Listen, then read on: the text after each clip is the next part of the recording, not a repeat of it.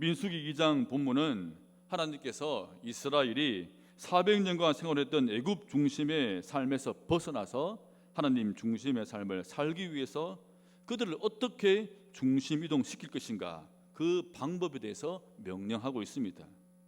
이 방법을 통해서 그들은 주님 중심으로 살 때 험한 광야 생활을 잘 버틸 수가 있게 되고 약속의 땅에 들어가서도 흔들리지 않는 삶을 살 수 있습니다. 우리가 오늘 이 말씀을 통해서 내가 어떻게 하면 내 삶을 하나님 중심으로 살 수 있는지, 주께서 말씀하신 방법을 통해서 여러분의 삶이 흔들리지 않고 넉넉히 승리한 삶이 되기를 축복합니다. 첫 번째, 내 삶을 하나님 중심으로 사는 방법. 첫 번째는 우리는 예배 중심으로 살아야 합니다. 오늘 본문 1절 2절 말씀 제가 읽습니다. 여호와께서 모세와 아론에게 말씀하여 이르시되 이스라엘 자손은 각각 자기의 진영의 군기와 자기의 조상의 가문의 기호 곁에 진을 치되 회막을 향하여 사방으로 치라. 지난주에 본 대로 민수기 1장에서는 12지파별 인구조사를 했습니다. 이제 마친 후에 이 2장에서는 이스라엘 12지파를 3개씩 묶습니다. 그리고 가운데 회막을 중심으로 해서 동, 서, 남북, 사방으로 진을 치게 했습니다. 이때 모든 백성들이 자신들의 진을, 천막을, 집을 칠 때의 기준이 있습니다. 바로 2절 말씀이죠. 회막을 향하여입니다. 백성들은 광야에서 머무를 때는 항상 그들이 거주하는 천막의 입구를 회막을 향하도록 해야 했습니다. 근데 이 원칙은 어쩌다 한번 특별한 날만 지키는 것이 아니라 이스라엘이 광야 생활 40년 동안 매일매일 계속 되어야만 했습니다. 출애굽기를 보면 하나님은 이 모세에게 회막을 짓도록 명령했다는 것을 알 수가 있습니다. 우리말로 회막, 이 회막이란 이 한자어는 모임 천막, 모임의 천막 이런 뜻입니다. 히브리어로는 오헬 모히드, 즉 만남의 천막, 만남의 장소, 그런 뜻입니다. 출애굽기 29장에 따르면 백성들이 광야에 진을 치고 머물러 있었을 때에 제사장들은 하루에 2번 아침 저녁으로 이 회막에 들어가서 제물을 잡아드리고 분향단에 향을 피웁니다. 이렇게 예배 시간이 되면 백성들은 자신의 장막에서 나와서 서서 그 연기가 피어오르는 그 회막을 향하여 함께 다 예배를 드립니다. 그래서 출애굽기는 이 회막의 의미를 이렇게 말씀하고 있습니다. 출애굽기 29장 42절입니다. 이는 너희가 대대로 여호와 앞 회막 문에서 늘 드릴 번제라, 늘 드릴 예배다. 내가 거기서 너희와 만나고 내게 말하리라. 즉 광야 생활의 중심이 된 이 회막은 하나님과 백성들이 만나는 곳, 바로 예배하는 곳입니다. 하나님께서 모세를 처음 부르실 때 모세에게 이스라엘 장로들과 애굽 왕에게 전하라고 하는 그 말씀을 다시 한번 기억해 보십시오. 이렇게 전하라 했습니다. 우리가 우리 하나님 여호와께 제사를 드리려 한다, 예배를 드리려 한다, 이렇게 이야기했습니다.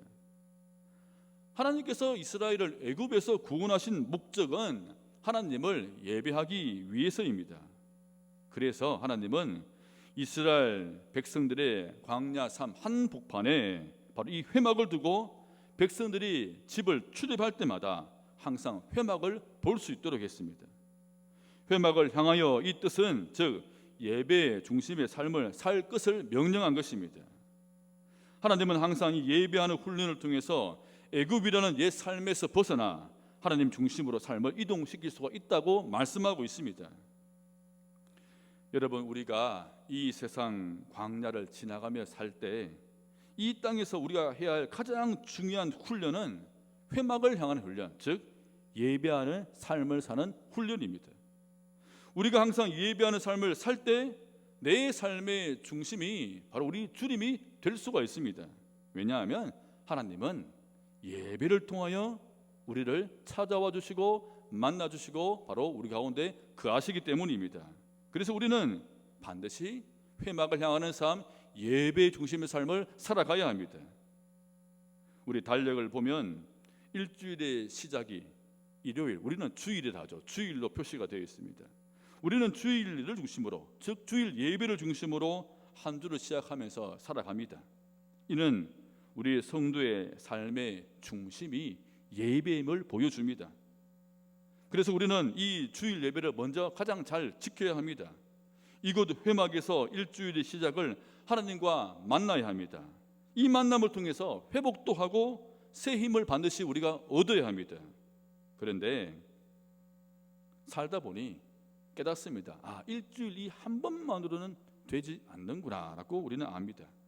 이스라엘 모든 백성들이 항상 회막을 향하여 있었듯이 우리도 매일매일 이 회막을 향하여 예배하는 삶을 계속해서 우리도 살아가야 합니다. 그래서 우리 교회에는 주중에 수요 예배, 금요 찬양 집회, 새벽 기도라는 회막을 만들어 놓은 것입니다. 예배, 집회, 기도회 이름은 다 다르지만 본질은 내가 예배를 통하여서 하나님을 만나는 것입니다. 여러분, 이곳에서 우리가 주님을 만나는 이 예배를 여러분 소홀히 하지 않기를 바랍니다. 구약 성경에 보면 다니엘은 유다에서 포로로 끌려가 그 먼 나라 이 바벨론에서도 하루 3번 그 고국 땅을 향하여서 예루살렘 향한 회막을 향해서 예배를 드렸습니다. 즉 항상 예배하는 삶을 살았습니다. 다니엘이란 예배 중심의 삶이 바벨론이라는 광야 같은 그 험한 세상에서 그 어떤 유혹과 핍박에도 그의 삶이 무너지지 않았고 믿음으로 복된 삶을 살 수가 있었습니다. 우리도 다니엘처럼 살 수 있습니다. 아니, 살아가야 합니다. 어디 있든지 우리는 회막을 향하여 살아가야 합니다. 여러분, 저는 여러분들의 가정이 회막을 향하여 사는 예배의 중심의 가정이 되기를 바랍니다. 그렇게 할 수 있기를 축복합니다. 그러기 위해서는 우리 가정에서의 가정 예배가 참 중요합니다. 여러 형식이나 시간에 그래 많은 구애를 받지 않아도 됩니다. 중요한 것은 우리 가족이, 우리 부부가 함께 회막을 향하여 예배하는 삶을 산다는 것입니다. 그리고 또 우리는 일터에서도 우리는 회막을 향하여 삶을 살아가야 합니다. 짧은 시간이지만 잠시 머리 숙여 기도하고 찬양도 흥얼거려보고 그냥 주님 만나는 삶을 우리가 삶 속에서 살아가야 합니다. 가끔 제가 시장에 가보면 한 집사님께서는 갈 때마다 항상 혼자서 이렇게 기도하는 모습을 잠시 제가 볼 수가 있습니다. 참 그 모습 보면서 감동받습니다. 이렇게 삶 속에서도 주님을 향해 사는 삶, 이런 예비한 삶이 필요하다는 것입니다. 성도 여러분, 회막을 향하는 그런 삶을 살 수 있기를 축복합니다. 더욱이 삶이 더 힘들고 외롭다면 예배하는 삶을 더욱더 살아보십시오. 하나님 반드시 찾아와 주십니다. 만나 주십니다. 하나님이 내 삶의 중심이 되시면 우리 인생의 모든 문제는 걱정할 필요가 없습니다. 나는 회막을 향하여 예배하는 삶을 살겠다라는 이런 다짐과 결단이 있기를 축복합니다. 두 번째, 우리 삶이 하나님 중심의 삶이 되기 위해서는 우리는 교회 공동체 중심으로 살아가야 합니다. 오늘 성경 말씀에 민수기 2장 17절 말씀 제가 읽어드리겠습니다.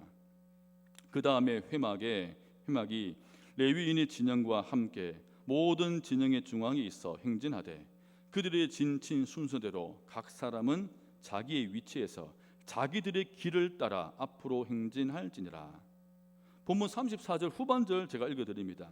각기 종족과 조상의 가문에 따르며 자기들의 길을 따라 진치기도 하며 행진하기도 하였더라. 오늘 본문에서 회막을 향하라라는 이 큰 대명령 안에 또 하나의 작은 명령이 있습니다. 바로 자기들의 길을 따라 살아야 한다는 것입니다. 자기들의 깃발을 따라 행진하기도 하고 머물러 진을 치게 했습니다. 이스라엘은 12지파 공동체입니다. 그리고 그 각각의 공동체 안에 또 가문별로 작은 공동체를 중심으로 살게 했습니다. 험한 광야 생활을 온전히 그들이 잘 살기 위해서는 바로 이 공동체 중심으로 함께 사는 훈련을 해야 했습니다. 사도행전에 보면 스데반은 자신의 설교에서 이 이스라엘의 광야 공동체를 가리켜서 교회다, 광야 교회다 이렇게 지칭했습니다. 하나님은 우리 모두를 공동체로 불렀습니다. 바로 우리 교회입니다. 그래서 교회를 예수 그리스도의 몸이라고 했습니다. 신앙은 함께하는 것입니다. 그래서 초대교회에서 사도들의 가르침을 받은 성도들은 교회 안에서 관계 중심으로 살았습니다. 함께 모여서 예배하고 함께 교제했습니다. 그래서 그들 공동체 안에 속해 있는 사람들은 한 명도 경제적 가난자가 없었습니다. 그 한 사람도 영적으로 외로운 자가 없었습니다. 우리는 하나님의 형상에 따라서 창조가 되었습니다. 성부, 성자, 성령께서 함께 하시듯이 우리는 서로 관계 속에 살도록 하셨고 그 관계 안에서 행복할 수 있도록 만들어 주셨습니다. 그래서 우리를 혼자 내버려 두고 혼자 사는 것을 즐기도록 하는 것은 어디까지나 주님께서 함께 살도록 만든 우리의 삶을 방해하고 무너뜨리는 사탄의 전략입니다. 절망보다 더 괴로운 병이 외로움입니다. 여러분, 우리 교회 공동체 안에 있는 성도들은 그 누구도 혼자 신앙생활을 하도록 내버려 두어서는 안 됩니다. 예수 믿으면서도 자칫 잘못하면 신앙의 우울증에 걸릴 수가 있습니다. 그런 사람이 있다면 우리가 함께 그 사람을 발견하고 찾아내어서 우리 공동체 안에, 모임 안에 잘 속하게 해야 합니다. 여러분, 반드시 교회 공동체 안에 거할 수 있기를 바랍니다. 구역이든 기관이든 부서든 찬양팀이든 우리는 공동체 안에 있을 때 안전하고 건강한 믿음을 가질 수가 있습니다. 공동체를 벗어나서 혼자 있는 것은 좋지 않습니다. 나 홀로 교회 밖에 아무런 곳에서 신앙생활하는 것은 위험합니다. 우리가 교회 공동체 밖에서 신앙생활 하려고 하는 사람들을 줄이고 교회 안에서 함께 신앙생활을 잘 하도록 만들기 위해서는 또 중요한 것이 하나 있는데, 그것은 바로 내가 속해 있는 공동체를, 모임을 건강하게 만들어 가야 합니다.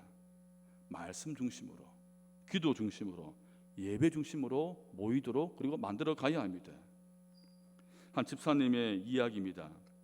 이 집사님은 자신은 모태신앙인데 그런 나름대로 교회에서도 봉사도 늘 열심히 꾸준히 잘하고 있는 분입니다. 그런데 한 40여 년 동안 한 번도 성경을 제대로 읽어본 적은 없었다고 했습니다. 그래서 자신이 주변에서 참 신실한 사람이다, 교회 일꾼이라고 부르면 참 부끄럽다고 그런 이야기를 했습니다. 성경을 제대로 읽어보아야지 늘 생각은 했지만 혼자서는 너무 읽기가 힘들었대요. 하다가 또 중단하고 실패하고 안 되겠다, 내가 한번 같이 해서 같이 하면 할 수 있지 않을까, 그렇게 생각해서 공동체 성경 읽기 모임을 만들었답니다. 밴드를 만들어가지고 인터넷 만들어서 거기에 초대해서 누구나 들어와서 함께 읽기를 원했습니다. 매일 성경 읽기 영상을 올려서 매일 같이 읽고 같은 분량을 또한 다 보았습니다. 누구든 참여하게 했습니다. 그리고 그렇게 해서 처음으로 성경을 일도하게 되었다고 합니다. 근데 그때 깨닫게 된 것이 오히려 자신과 같이 혼자서 신앙생활 하거나 아니면 혼자 했을 때 좀 부족함이 있는 것을 많은 사람들을 보았다고 이렇게 이야기했습니다. 처음에는 한번 이런 것이 목표였는데 읽다 보니까 사람들이 거기에 대한 느낀 점, 은혜 받은 점을 올리면서 정말 큰 은혜가 다 되었다고 이야기하면서 참여한 사람들이 이 모임을 만들어준 그 집사님께 너무 고맙다 이렇게 인사를 다 했다고 합니다. 우리는 나 혼자 모든 것을 다 할 수는 없습니다. 우리는 평상시에는 잘 느끼지 못하다가 내가 어려움을 겪을 때 서로의 소중함을 압니다. 내 가족의 장례를 당했을 때 내 교회, 내 공동체가 얼마나 큰 힘이 되고 위로가 되는지 우리는 그때 깨닫습니다. 내가 아플 때 나를 위해서 매일매일 새벽마다 기도해주고 염려해주는 공동체가 또한 서로가 있어서 우리는 힘을 얻습니다. 교회가 이래 소중하구나, 내 공동체가, 내 모임이 우리 서로가 참 소중하구나, 이렇게 우리는 서로 통해서 위로받고 힘을 얻습니다. 여러분, 주님이 세우신 교회 안에 잘 속해 있기를 바랍니다. 무엇보다 여러분 속해 있는 공동체를, 모임을 믿음의 건강한 모임으로 만들어갈 수 있기를 바랍니다. 하나님은 내가 속한 믿음의 공동체를 통하여서 그 구원의 역사를 쓰고 싶어 하십니다. 성도 여러분, 교회 중심으로, 공동 중심으로 신앙생활을 하셔서 우리의 삶이 주님 중심으로 든든히 세워지기를 축복합니다. 마지막 세 번째는 우리의 삶이 주님 중심이 되기 위해서는 우리는 말씀 실천 중심으로 살아야 합니다. 민수기 2장 34절 전반절을 제가 읽어드립니다. 이스라엘 자손이 여호와께서 모세에게 명령하신 대로 다 준행하였다 말씀합니다. 민수기 2장의 모든 명령은 백성들이 하나님의 말씀대로 다 실천함으로써 완성이 될 수가 있었습니다. 그들이 원하는 대로 배치하고 행진하는 것이 아니라 하나님께서 지시하시고 명령하신 대로 회막을 향하여 진을 쳤고 각 공동체 깃발에 따라 움직였을 때에 그들은 온전한 주님의 건강한 공동체가 될 수가 있었습니다. 만약에 어느 한 지파가 각각의 깃발의 말을 따르지 않고 불순종하거나 이탈하면 어떻게 되겠습니까? 대열이 흩어집니다. 그러면 적들의 공격이 쉽게 뚫리고 결국은 전체가 무너집니다. 건물을 지을 때 아무리 훌륭한 설계도라 하더라도 그 설계도대로 제대로 짓지 아니하면 튼튼한 건물이 될 수 없는 것처럼 내가 아무리 말씀을 많이 들어도 그 말씀을 지키지 않으면 우리는 건강한 하나님의 사람이 될 수가 없습니다.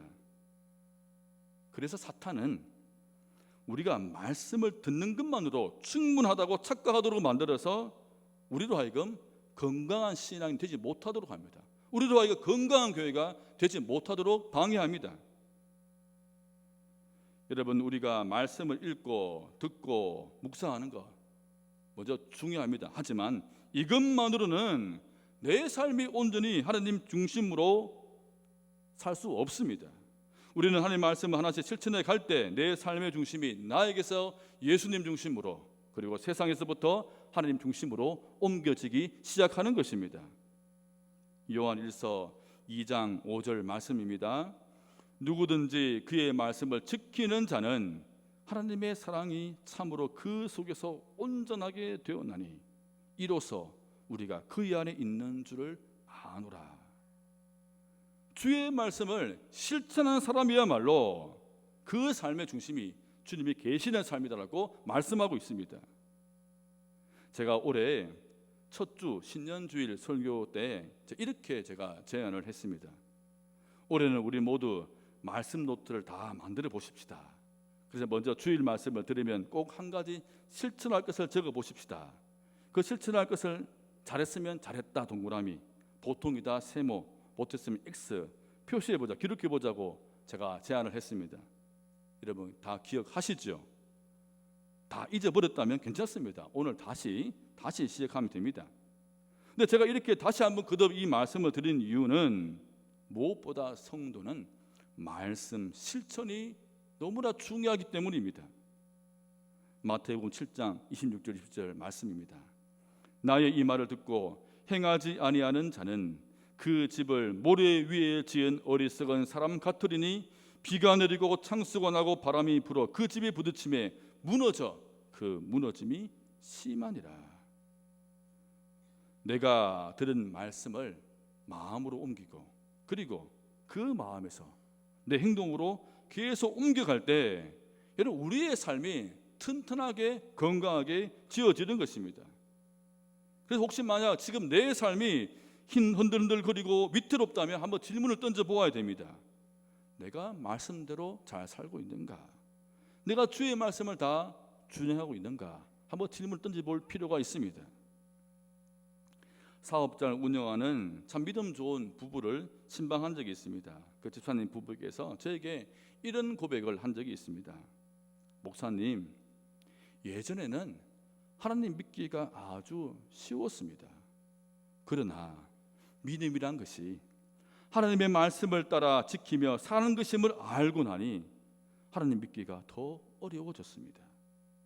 하지만 지금의 삶이 예전의 삶보다 더 기쁘고 평안합니다.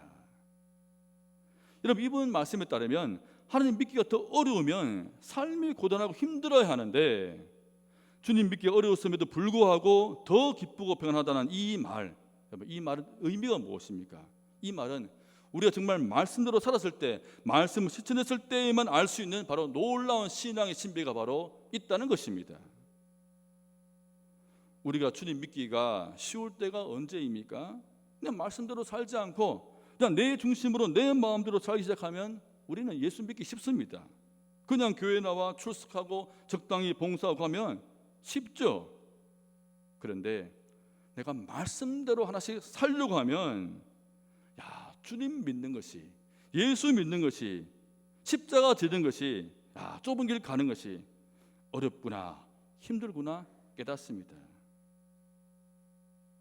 하지만 이때부터 진짜 내 삶은 제대로 지어지는 것입니다. 내가 만약 예수 믿노라 하면서도 지금 한 번도 예수 믿는 것이 어렵다고 느끼지 않았더라면 내가 말씀을 실천하며 살려고 노력했는가, 한번 내 믿음 생활 한번 돌아볼 필요가 있습니다. 여러분, 말씀 실천 중심으로 여러분의 삶을 살 수 있기를 축복합니다. 여러분, 이거 어렵지 않습니다. 쉬운 것부터 시작하면 가능합니다. 여러분, 세 가지 원칙이 참 중요합니다. 말씀 실천할 때는 먼저 내가 매일 만나는 사람에게 적용하는 것입니다. 그리고 내가 있는 곳에서 하면 되고, 또 세 번째는 내가 항상 하는 일에 이 말씀을 적용시키면 됩니다. 제가 오늘 첫 번째 말씀에 우리는 회막을 향하는 예배의 중심의 삶을 살자고 했습니다. 이 말씀 그대로 회막을 향하여서 여러분 집에 가서 교회를 향하여서 여러분 기도를 한번 해보는 것입니다. 그리고 한번 가정 예배를 한번 드려보는 것입니다. 혼자 계시거나 예수 믿는 사람 나 혼자라고 할지라도 괜찮습니다. 혼자서 여러분 가정 예배를 드려보는 것입니다. 그리고 일터에서도 내가 하루 한 분만이라도 잠시 회막을 향하여서 교회를 향하여서 기도해보고 찬양을 불러보는 것입니다. 또 우리가 드린 대로 신앙의 공동체 안에서 좋은 관계를 위해서 내가 읽은 말씀은 누군가에게 한번 그 말씀을 나누어 보는 것입니다. 이렇게 내가 들은 말씀을 쉬운 것부터 당장 그 자리에 살 수 있는 것부터 실천하면 됩니다. 시편 119편 1절 2절 말씀입니다. 행위가 온전하여 여호와 율법을 따라 행하는 자들은 복이 있으며 여호와의 증거들을 지키고 전심으로 여호와를 구하는 자는 복이 있도다. 할렐루야. 여러분, 이런 복이 있는 성도 교회가 되기를 축복합니다. 그리고 여러분, 이렇게 오늘 기도하면 좋겠습니다. 하나님, 주님께서는 우리에게 말씀을 주셨습니다. 그리고 그 말씀을 성실하게 지키라고 명령하셨습니다. 주님, 제가 이 주의 말씀을 성실하게 지킬 수 있도록 도와주십시오. 그래서 내 길이 탄탄해져서 흔들리는 일이 없게 해 주십시오.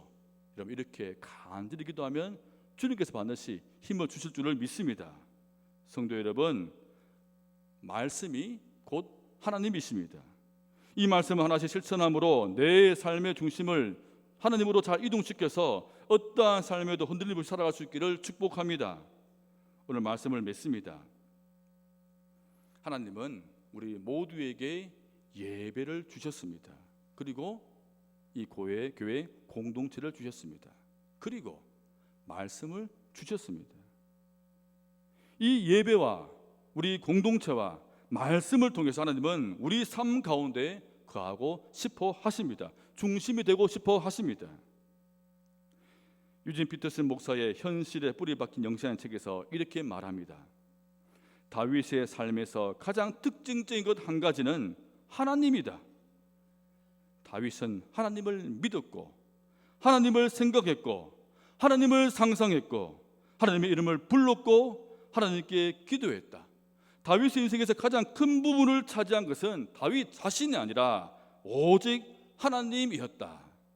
사랑하는 성도 여러분, 이 하나님을 내 삶의 중심으로 삼아서 아무리 거센 비바람이 오더라도 흔들리지 않고 넘어지지 않고 이런 한 발씩 나아가서 정말 예수 믿는 기쁘고 복된 삶을 모두가 살 수 있기를, 그러한 교회가 되어가기를 예수님 이름으로 간절히 축원드립니다.